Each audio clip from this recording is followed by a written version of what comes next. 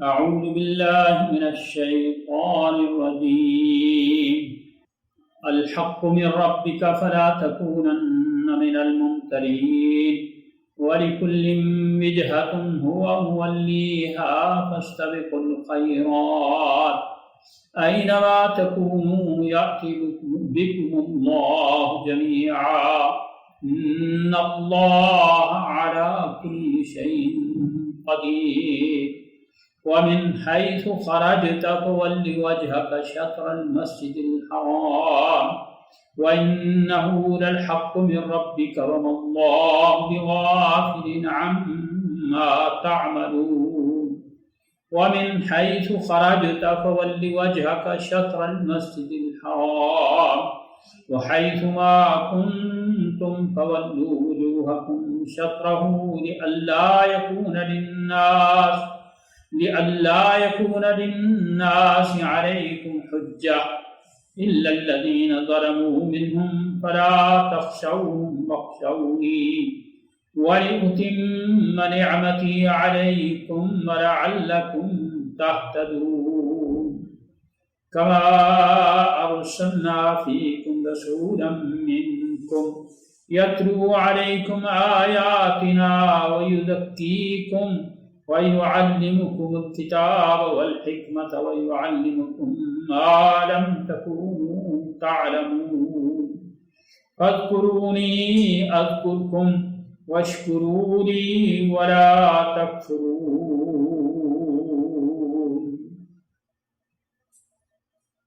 آغاز ابتدا اللہ ہی کے نام نامی سے جو اللہ کل کائنات کا رحم فرمانے والا نہایت مہربان ہے.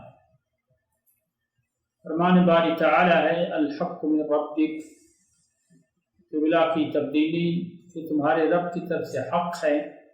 فلا تکونن من الممترین، تو ہرگز نہ ہونا شک کرنے والوں میں سے.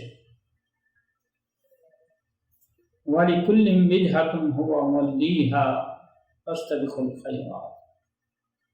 اور یہ کوئی عجیب بات نہیں، ہر امت کے لیے ایک سمت متعین ہے، وہ اس کی طرف منہ کرتے ہیں. فَاسْتَبِقُوا الْخَيْرَاتِ، تو بحث مباحثے کی بجائے، اعتراض دوسروں پر دھرنے کی بجائے خیرات میں، اچھے کاموں میں سبقت کرو، آگے بڑھو. اینما تکونوا یأتی بکم اللہ جمیعا، جہاں بھی تم ہوگے اللہ تم سب کو لے آئے گا قیامت کے دن محشر میں. ان اللہ علی کل شیء قدیر، بلا شبہ اللہ ہر چیز پر کامل قدرت رکھنے والا ہے. ومن حیث خرجت فول وجہک شطر المسجد الحرام، جہاں سے بھی تم نکلو اپنا چہرہ المسجد الحرام کی طرف ہی کرنا ہے. وَإِنَّهُ لَلْحَقُّ مِن رَبِّكَ، اور یہ یقیناً حق ہے تمہارے رب کی طرف سے. وَمَا اللَّهُ بِغَافِلٍ عَمَّا تَعْمَلُونَ، اور نہیں اللہ بے خبر اس سے جو تم عمل کر رہے ہو. وَمِن حَيْثُ خَرَجْتَ، اور جہاں سے بھی نکلو فَوَلِّ وَجْهَكَ شطر المسجد الحرام، یعنی شرح کے لیے جہاں بھی ہو، جس جگہ میں ہو، جس مقام میں ہو، جس سمت میں ہو. فَوَلِّ وَجْهَكَ شطر المسجد الحرام، تو شرح کے لیے اپنے چہرے کو المسجد الحرام کی طرف ہی کرنا ہے. وَحَيْثُ مَا كُنْتُمْ فَوَلُّوا وُجُوهَكُمْ شَطْرَهُ، اور سب لوگ سن لو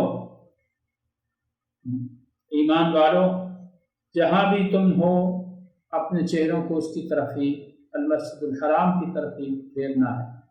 کہ اللہ یکون للناس علیکم حجہ، تاکہ دوسرے لوگوں کے لیے تم پر تمہارے برخلاف کوئی دلیل باقی نہ رہے. الا الذین ظلموا منہم، سوائے ان میں سے جو ظالم ہیں، وہ تو باتیں بناتے ہی رہتے ہیں اور باتیں بناتے رہیں گے. فلا تخشوہم، ان سے نہیں ڈرو. واخشونی، اور مجھی سے ڈرو.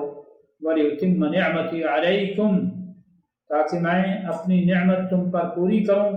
وَلَعَلَّكُمْ تَهْتَدُونَ، اور تاکہ تم ہدایت پاؤ.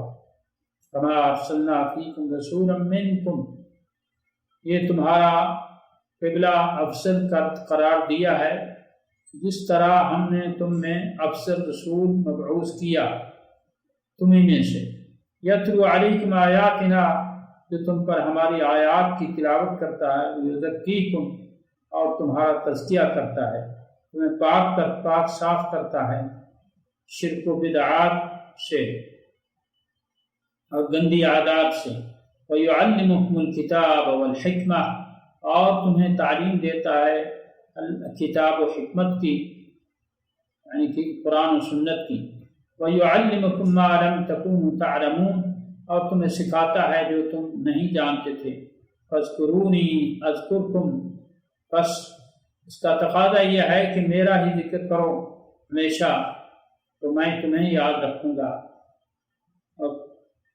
وَاشْكُرُونِي، اور میرا ہی شکر کرو، وَلَا تَكْفُرُونَ، اور ناشکری نہیں کرو۔ یہ حسب سابق گزشتہ جو بیان ہوا سبق قبلہ کی تبدیلی کا، اس کے بارے میں تاکیدیں ہیں۔ اللہ رب العالمین تاکیدیں فرما رہے ہیں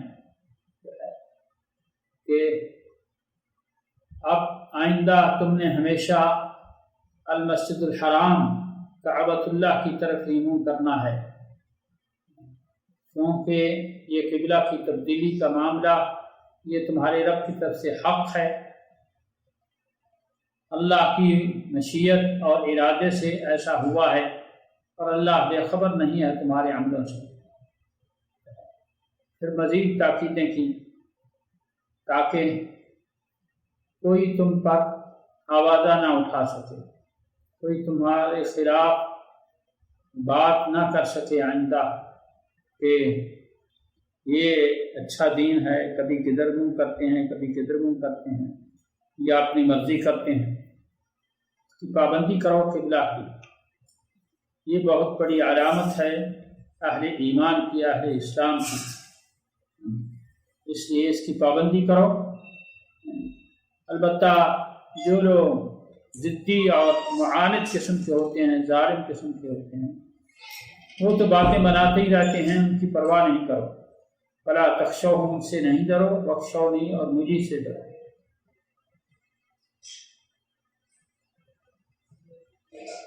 وَلِأُتِمَّ نِعْمَتِي عَلَيْكُمْ وَلَعَلَّكُمْ تَهْتَدُونَ، میرے حکموں کی پابندی کرو گے تو میں اپنی نعمت تم پر پوری کروں گا، اور وہ جس طرح کہ سورۃ المعابدہ میں اللہ رب العالمین نے فرمایا اليوم اکملت لکم دینکم واتممت علیکم نعمتی، دین مکمل، دین کی تکمیل، یہ سب سے بڑی نعمت ہے۔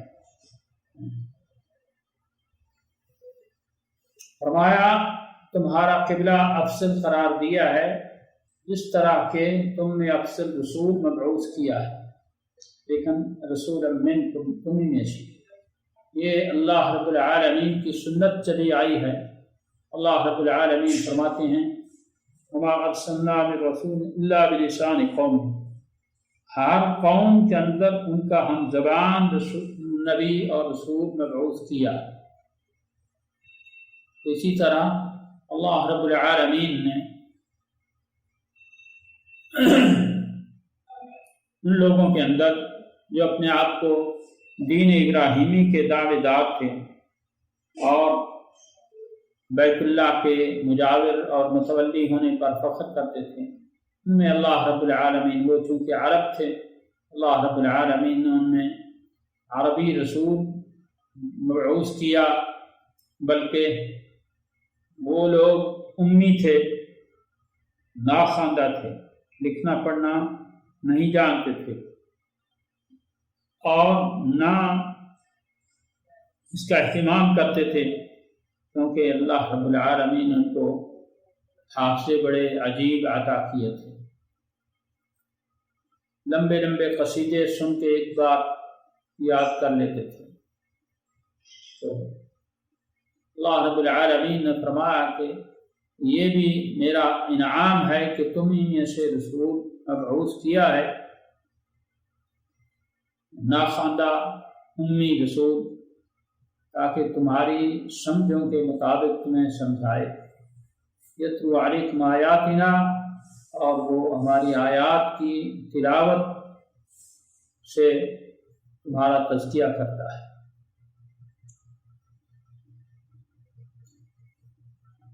اللہ رب العالمین نے قرآن حکیم کو ہدایت فرمایا، ھدی للمتقین،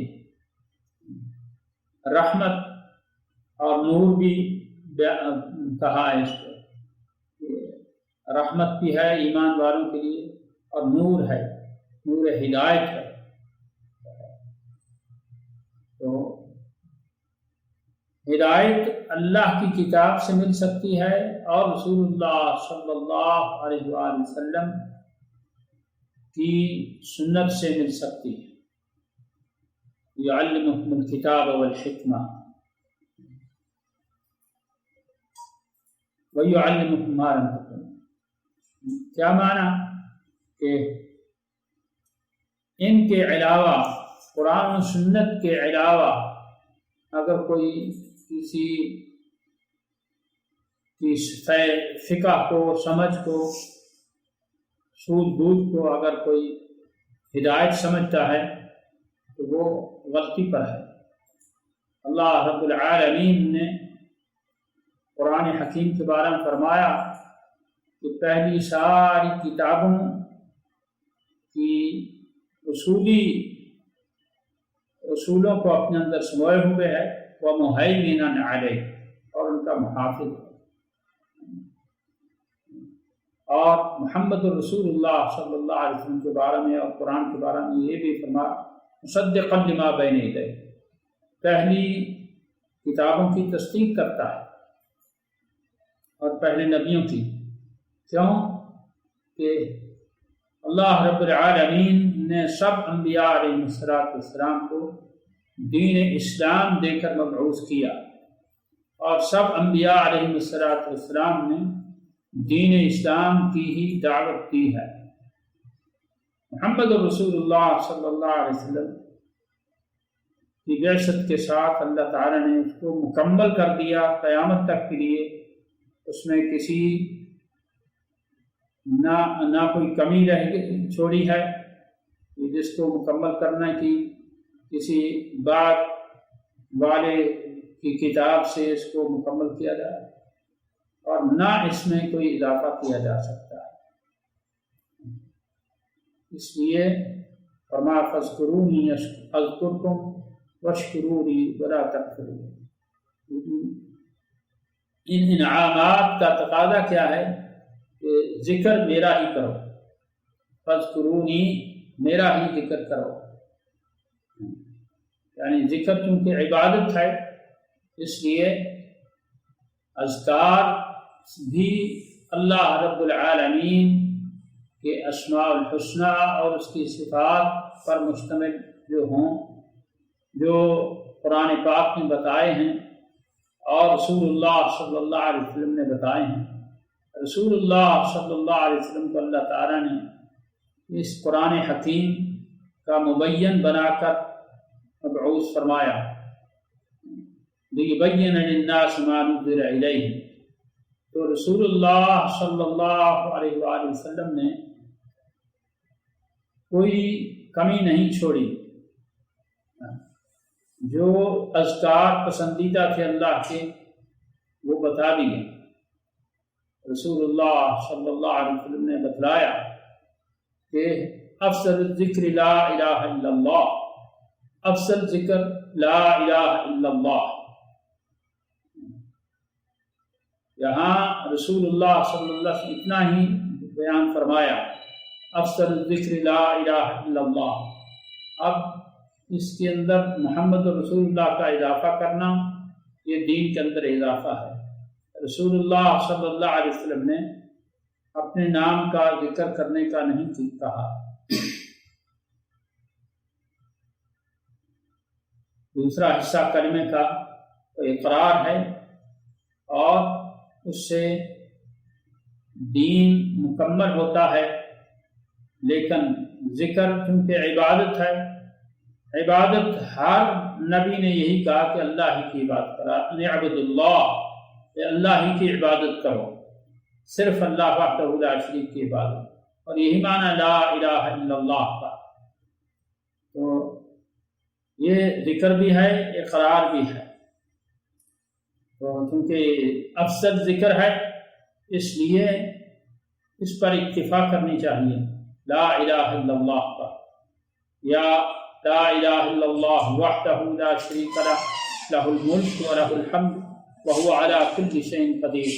یہ فرما میرا اور مجھ سے پہلے انبیاء علیہ السلام کا افضل ذکر ہے اور بہترین دعا ہے کلمہ توحید، اور اس کے علاوہ اللہ کی تسبیح، تحمید اور اس کی کبریائی، سبحان اللہ والحمد للہ ولا الہ الا اللہ واللہ اکبر۔ یہ ان کلمات کے بارے میں فرمایا کہ یہ باقیات الصالحات میں سے ہیں۔ اللہ کے خلیل ابراہیم علیہ السلام نے معراج میں رسول اللہ صلی اللہ علیہ وسلم کی جب ملاقات ہوئی تو ان کو یہ پیغام دیا تھا کہ اپنی امت کو میرا سلام کہنا اور ان کو بتانا کہ جنت کی زمین بڑی زرخیز ہے، اس میں آبیاری کریں، اس کی کاشتکاری کریں۔ کیا؟ سبحان اللہ والحمد للہ ولا الہ الا اللہ واللہ اکبر کثرت سے پڑھیں۔ تو رسول اللہ صلی اللہ علیہ وسلم نے فرمایا یہ کلمے میں کہہ لوں تو روئے زمین کے اندر جو کچھ ہے اس سے بہتر ہیں، لا نقول سبحان اللہ الحمد للہ ولا الہ الا اللہ واللہ اکبر احب الی مما طلعت علیہ الشمس، لا حول ولا قوۃ الا باللہ۔ اس میں بھی توحید کی تکمیل ہوتی ہے، صرف اللہ رب العالمین کی مشیت اور چاہت اور توفیق سے سب کچھ ہو سکتا ہے، اس کے بغیر کچھ نہیں ہو سکتا۔ لا حول ولا قوت، کوئی چارہ نہیں ہے میرا اور کوئی قوت اور طاقت نہیں ہے، یعنی نقصان سے بچنے کا کوئی چارہ نہیں اور فائدے کو حاصل کرنے کی کوئی قوت طاقت نہیں ہے الا باللہ، مگر اللہ کی توفیق سے اور اللہ کی مدد سے۔ تو یہ فرمایا کنز من کنوز الجنہ، جنت کے خزانوں میں سے ہے، خزانہ ہے، لا حول ولا قوت الا باللہ۔ اور بہت سی پریشانیوں کا علاج ہے، ادنیٰ الفقر، ایسی پریشانیاں جن میں سے سب سے معمولی پریشانی فقر و فاقہ کی ہے، یعنی اس سے بڑی بڑی پریشانیوں کا علاج ہے، لا حول ولا قوت الا باللہ۔ اس لیے طواف جو ایک منفرد عبادت ہے اس کا ذکر یہ قرار دیا، سبحان اللہ والحمد للہ ولا الہ الا اللہ واللہ اکبر ولا حول ولا قوت الا باللہ۔ اگر اس سے کوئی افضل ذکر ہوتا تو وہ طواف کا ذکر ہوتا۔ دعا ربنا آتنا فی الدنیا حسنہ وفی الآخرۃ حسنہ وقنا عذاب النار، دونوں جہانوں کی بھلائیوں کی دعا ہے اور جہنم سے بچاؤ اور پناہ کی دعا ہے۔ یہ بھی کامل دعا ہے، قرآن کی دعا ہے، اس کے آگے کوئی کسی اضافے کی ضرورت نہیں، اس کو اسی طرح پڑھا جائے۔ قرآن کی دعاؤں کو ان میں اضافہ نہیں کرنا، اور اسی طرح حدیث میں جو دعائیں آئی ہیں ان میں بھی رد و بدل نہیں کرنا۔ کہ رسول اللہ صلی اللہ علیہ وسلم نے صحابی کو سونے کی دعا بتلائی، اور اس میں یہ ہے کہ آمنت بنبیک الذی ارسلت، رسول اللہ صلی اللہ علیہ وسلم نے سکھایا۔ تو انہوں نے جب رسول اللہ صلی اللہ علیہ وسلم کے دوبارہ اس کو سنانا چاہا تو کہا آمنت برسولک الذی ارسلت، تو رسول اللہ صلی اللہ علیہ وسلم نے فرمایا کہ نہیں، وہی کہو جو میں نے تم کو پڑھایا ہے، آمنت بنبیک الذی ارسلت۔ حالانکہ رسول کا کلمہ وہ زیادہ معنی رکھتا ہے نبی سے، زیادہ جامع ہوتا ہے، لیکن اس کے باوجود رسول اللہ صلی اللہ علیہ وسلم نے جیسے سکھایا اسی طرح پڑھنے کا حکم دیا۔ اسی طرح صبح و شام کے اذکار میں ہے کہ اصبحنا واصبح الملک للہ،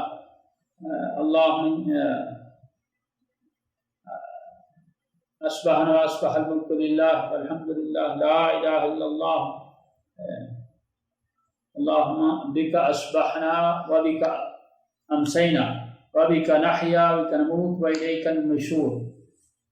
صبح کے اذکار میں یہ بتایا اللہم بک اصبحنا وبک امسینا وبک نحیا وبک نموت والیک النشور، یہ بتایا۔ اور شام کے اذکار میں اللہم بک امسینا وبک اصبحنا وبک نحیا وبک نموت والیک المصیر۔ اس طرح جو رسول اللہ صلی اللہ علیہ وسلم نے فرق بتلائے ہیں ان کو ملحوظ رکھنا ضروری ہے۔ تو اس کا معنی یہ ہے کہ ذکر اذکار جو بناوٹی ہیں تو بعد کی پیداوار ہیں اور لوگوں نے بتائے ہیں یا بنائے ہیں، وہ اللہ کے ہاں قابل قبول نہیں۔ کیوں کہ اللہ رب العالمین من یطع الرسول قد اطاع اللہ، جو رسول اللہ کی اتباع فرما برداری کرے گا وہی اللہ کا فرما بردار ہے۔ اس کی مثال یہ ہے کہ اذان اللہ اکبر سے شروع ہوتی ہے۔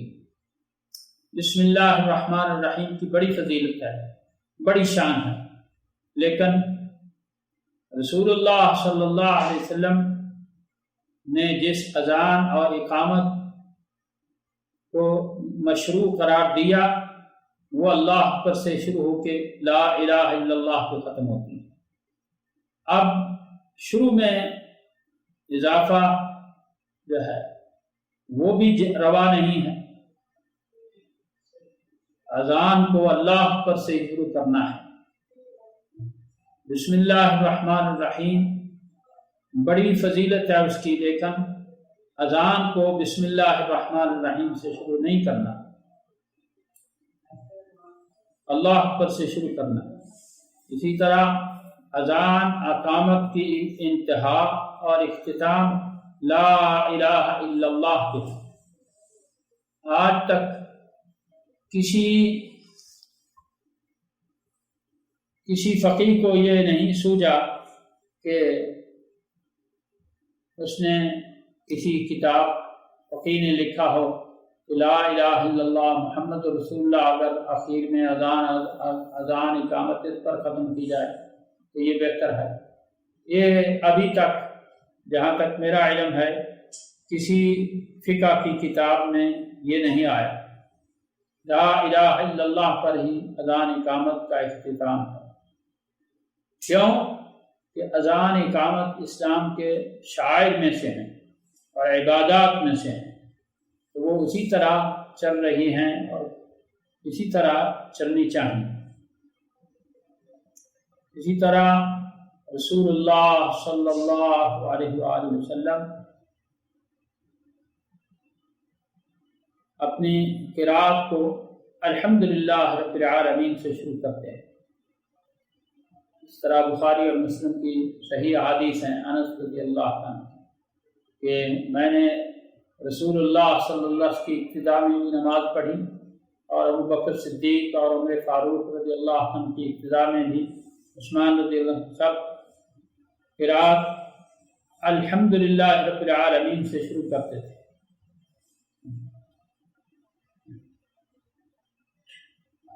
یعنی بسم اللہ الرحمن الرحیم آہستہ پڑھتے تھے، اعوذ باللہ بسم اللہ آہستہ پڑھتے تھے۔ تو یہی صحیح سنت ہے، اس میں اضافہ اگرچہ ثواب دید سے ہو، نیک نیتی سے ہو، تو وہ اللہ کے ہاں قابل قبول نہیں۔ تو وہ اذکار جو رسول اللہ صلی اللہ علیہ وسلم سے ثابت ہیں، اور جہاں جو ذکر رسول اللہ صلی اللہ علیہ وسلم سے ثابت ہے وہ اسی طرح ادا کرنا ہے، اس میں رد و بدل نہیں کرنی، اپنی طرف سے تبدیلی نہیں کرنی۔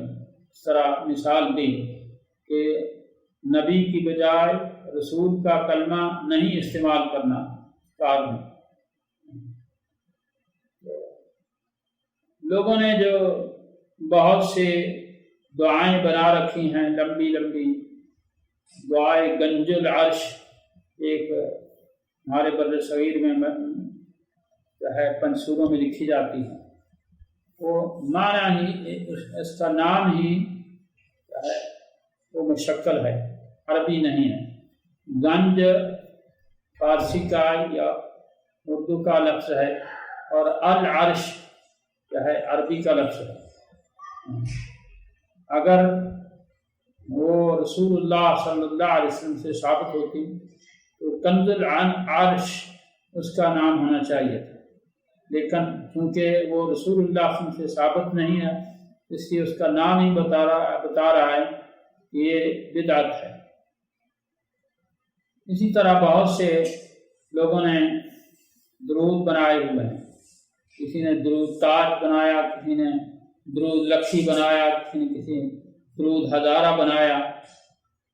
تو اللہ رب العالمین کا جب حکم آیا صلو علیہ وسلم تسلیما، تو جو ہم اہل زبان تھے صحابہ کرام رضوان اللہ اجمعین، انہوں نے اپنے اپنے ذوق شوق سے درود کے سیغے الفاظ نہیں بنائے، بلکہ رسول اللہ صلی اللہ علیہ وسلم سے پوچھا، تو رسول اللہ صلی اللہ علیہ وسلم قولوا اللہم صلی علی محمد وعلی آل محمد۔ یہ رسول اللہ صلی اللہ علیہ وسلم نے اللہ کے حکم کی تعمیل اس طرح بتلائی، صحابہ کرام اسی طرح کرتے رہے۔ حضرت ابوبکر صدیق، عمر فاروق، عثمان غنی رضی اللہ تعالیٰ عنہ، تابعین، تبع تابعین اسی طرح پڑھتے رہے۔ اب اس میں تبدیلی کرنا یا کوئی اضافہ کرنا، سیدنا کا اضافہ کرنا، اللہم صلی علی سیدنا محمد، یہ کسی حدیث سے ثابت نہیں ہے، کسی حدیث سے ثابت نہیں ہے۔ کیوں کہ حسن حسین رضی اللہ عنہ نے نہیں کیا ایسا اضافہ، تو اس طرح کے اضافے بدعات ہیں، اور یہ اللہ کے ہاں اذکار اور دعائیں قابل قبول نہیں ہیں جو بناوٹی ہیں۔ وَاشْكُرُوا لِي وَلَا تَكْفُرُونَ، اور میرا ہی شکر بجا لاؤ اور ناشکری نہیں کرو، کیونکہ ناشکری کفران ناشکری کفر سے ہے۔ یہ مومن کے یہ اعمال ہیں ایمان والوں کے کرنے کے، ذکر اللہ کا زیادہ کریں، اور فرمایا وَأَقِمِ الصَّلَاةَ لِذِكْرِي، سب سے افضل ذکر اقامت الصلاۃ ہے۔ جو اقامت الصلاۃ میں کوتاہی کرتا ہے اس کے اذکار کا کچھ فائدہ نہیں۔ سب سے بڑا ذکر اقامت الصلاۃ ہے۔ تو اقامت الصلاۃ میں جس طرح میں نے مثال دی کہ جو رسول اللہ صلی اللہ علیہ وسلم بتا گئے اسی طرح صحابہ کرام رضوان اللہ عنہم نے کیا، اس میں رد و بدل یا اضافہ نہیں کیا یا کمی نہیں کی۔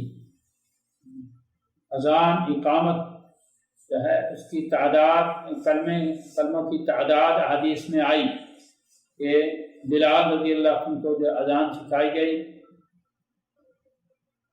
سب سے پہلے جو بلال رضی اللہ عنہ نے اذان کہی اور کہتے رہے، اور 15 کلمات کی اذان، 11 کلمات کی اقامت، 11 کلمات کی اقامت، یہ تعداد حدیث میں آئی ہے۔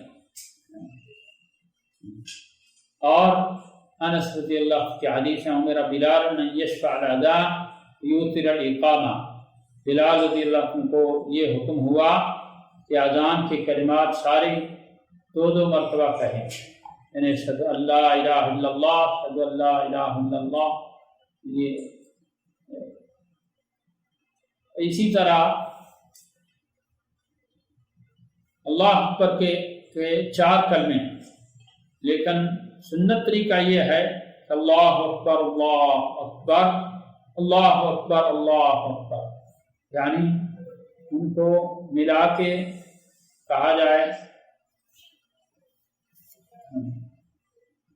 لیکن یہ بدعت یہاں سنی ہے کہ 4 کلمے الگ جو ہے الگ الگ کہنے، یہ طریقہ احادیث سے ثابت نہیں۔ اللہ اکبر اللہ اکبر دونوں کلمے ایک دفعہ کہہ جائیں، ایک مرتبہ، تاکہ سارے برابر رہیں اشہد ان لا الہ الا اللہ کے۔ یہ عجیب مذاہب کا مربع ہے کہ اذان بلال رضی اللہ عنہ والی لے لی اور اقامت ابو محذورہ رضی اللہ عنہ والی لے لی۔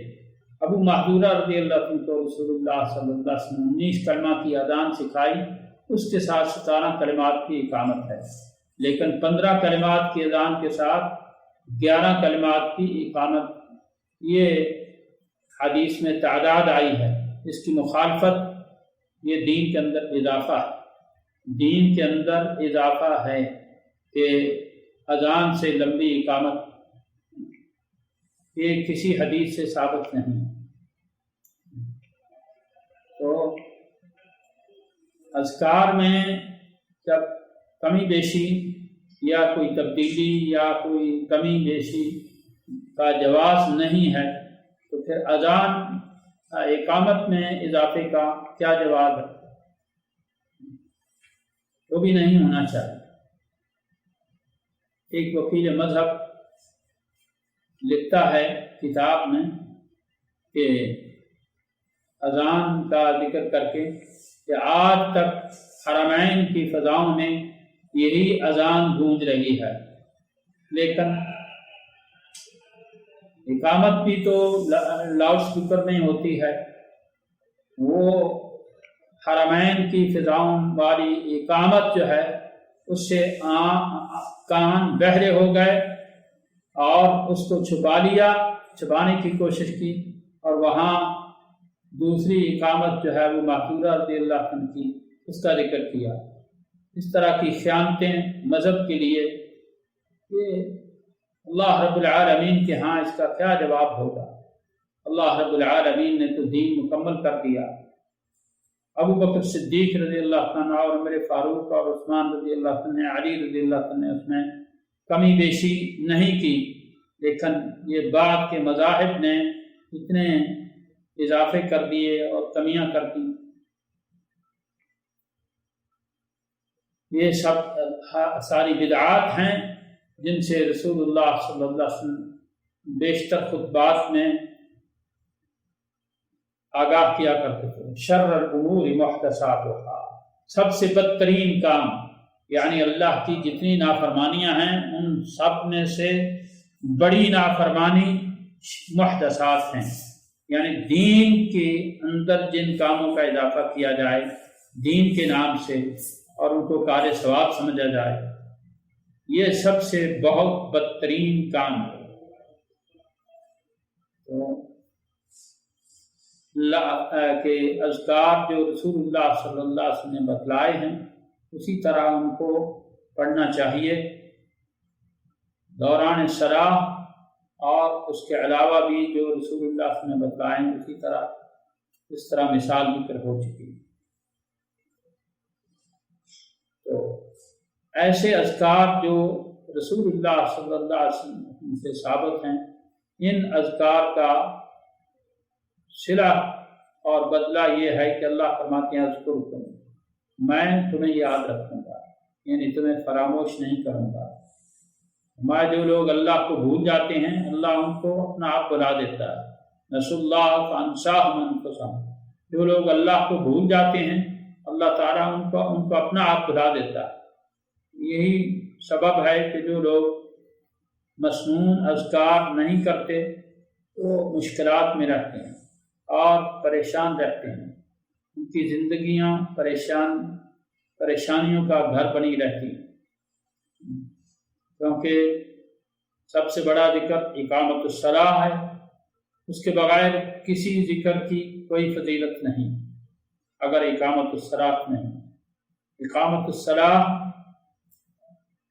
ہے تو پھر اذکار اس طرح جو رسول اللہ صلی اللہ علیہ وسلم نے بتلائے ہیں اسی طرح بجا لائے جائیں تو ان کا فائدہ ہے۔ مثلا رسول اللہ صلی اللہ علیہ وسلم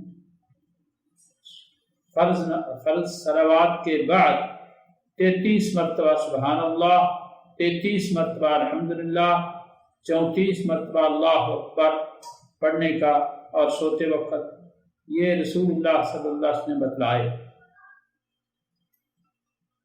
الحمدللہ ابھی تک ساری دنیا کی جو تسبیحاں ہیں وہ 33 پر نشان لگاتی ہیں۔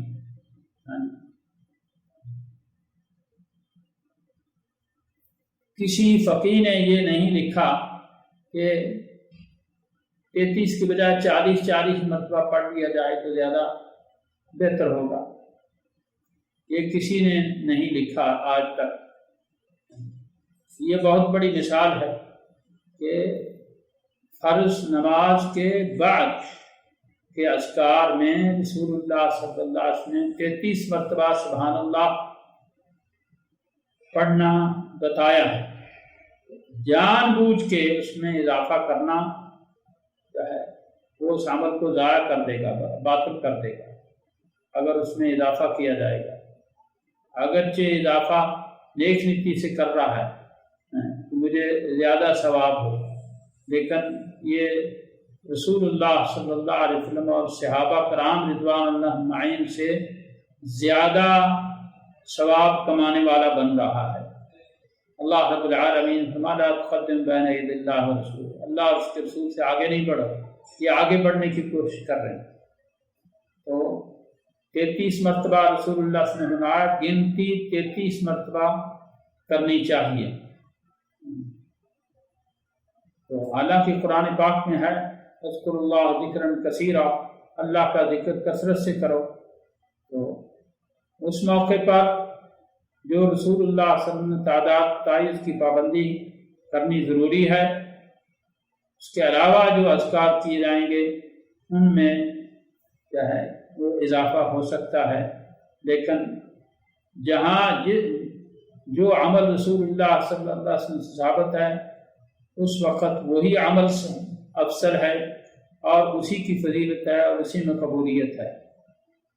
مثلا رسول اللہ صلی اللہ علیہ وسلم نے فرمایا جب مؤذن کو سنو تو اس کے اذان کا جواب دو اور اس کے بعد دعا پڑھو، رضیت باللہ رب الاسلام دین محمد النبی صلی اللہ علیہ وآلہ وسلم اللہم رب هذه الدعوة التامة والصلاة القائمة آت محمد الوسیلۃ والفضیلۃ وابعث مقام محمودا الذی بعثتہ۔ فرمایا جو ایسا کرتا ہے ہمیشہ ایسا کرے گا اس کے لیے میری شفاعت قیامت کے دن حلال ہوگی۔ اب اذان کے وقت اس کا جواب دینا، اذان کو سننا، اس کا جواب دینا اور اس کے بعد دعا پڑھنا، یہی افضل عمل ہے۔ اس وقت کوئی اور عمل افضل نہیں ہو سکتا۔ مثلا اذان کے وقت کوئی نفل پڑھنا شروع کر دے تو یہ افضل نہیں ہوگا، بلکہ اذان کا جواب دینا ہی اس وقت جس طرح مؤذن کہہ رہا ہے اور جس طرح رسول اللہ صلی اللہ علیہ وسلم نے بتلایا ہے اس طرح جواب دینا، اور اس کے بعد یہ رضیت باللہ رب انا اشہد ان لا الہ الا اللہ، نووی نے ساری حدیث کو جمع کر کے پورا اس طرح لکھا ہے کہ سننے والا یہ کہے وانا اشہد ان لا الہ الا اللہ واشهد ان محمد رسول اللہ رضیت باللہ ربا وبالاسلام دین محمد النبی صلی اللہ علیہ وآلہ وسلم اللہم رب هذه الدعوة التامة. یہ ساری حدیث کو ملا کے انہوں نے یہ لکھا اذان کے بعد اس طرح کرنا. اب اس وقت اس موقع پر یہی عمل افضل ہے، اور کوئی یعنی قرآن حکیم کی تلاوت اذان کے دوران یا اذان کے وقت یا نفل وافل شروع کر دینا اذان سنتے ہی، وہ افضل نہیں ہو سکتا.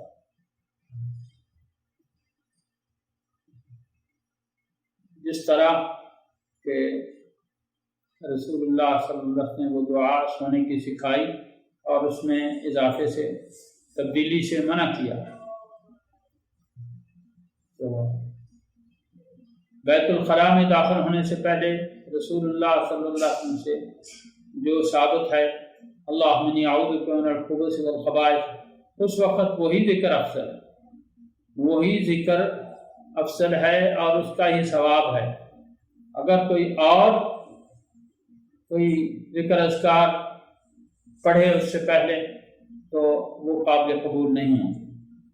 اس لیے ضروری ہے کہ اللہ کے اذکار میں کمی بیشی نہ کی جائے اور نہ کوئی اضافہ کیا جائے اور نہ بناوٹی اذکار لکھے جائیں کتابوں کے اندر، کیونکہ اللہ کے رسول صلی اللہ علیہ وسلم قرآن حکیم کی وضاحت کر گئے اور بہتر عمل کر کے دکھایا رسول اللہ صلی اللہ علیہ وسلم نے قرآن حکیم پر. اس طرح ام المومنین عائشہ رضی اللہ عنہا سے پوچھا گیا کیف کان خلق رسول اللہ صلی اللہ علیہ وسلم، رسول اللہ صلی اللہ علیہ وسلم کی عام اخلاق اور عادات کیسی تھیں؟ فرمایا قرآن پڑھتے ہو؟ ہاں جی. تابعی تھے نا جو پوچھنے والے. فرمایا فإن خلقہ القرآن، رسول اللہ صلی اللہ علیہ وسلم قرآن کی تفسیر تھے، آپ کی زندگی قرآن کی تفسیر تھی. تو رسول اللہ صلی اللہ علیہ وسلم کی احادیث وہ قرآن حکیم کی صحیح تفسیر ہیں، ان پر اکتفا کرنی چاہیے اور ان کے اندر کسی کمی بیشی اور اضافے سے گریز کرنا چاہیے.